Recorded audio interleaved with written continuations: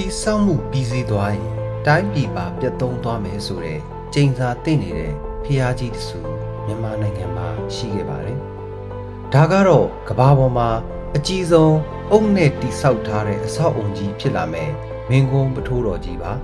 1990ခုနှစ်မှာဘိုးတော်ဖျားဗဒုံမင်းဟာညံတော်ပေ900အထိမြင့်မဲ့ဒီအေယာမဖျားကြီးကိုတီဆောက်ဖို့စတင်ခဲ့ပါတယ်။ဒါပေမဲ့ဖျားကြီးသုံးပုံတစ်ပုံပေ160ခန့်အရောက်မှာပဲထူးဆန်းတဲ့တပေါင်းတစ်ခုထွက်ပေါ်လာပါတယ်။ဒီဖျားကြီးပြီးရင်တိုင်းပြည်ပြတ်မယ်ဆိုတဲ့စကားကြောင့်တီဆောက်ရေးလုပ်ငန်းတွေရုတ်တရက်ရပ်တန့်သွားခဲ့ရပါတယ်။ပိုပြီးထူးဆန်းတာကတော့1838ခုနှစ်မှာလှုပ်ခတ်ခဲ့တဲ့ငလျင်ကြီးကြောင့်ဒီအေယာမဖျားကြီးမှာအကွဲချောင်းကြီးတွေဖြစ်ပေါ်သွားခဲ့ပြီးအခုချိန်ထိမပြီးစီးနိုင်ပဲဒီတိုင်းကြံရစ်ခဲ့တာပါ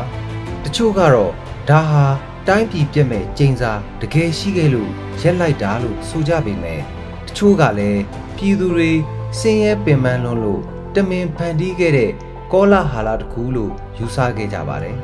တင့်နေနဲ့ရောဘယ်ချက်ကမှန်မယ်လို့ထင်ပါသလဲကွန်မန့်မှာဝင်ရောက်ဆွေးနွေးပေးသွားကြပါဦး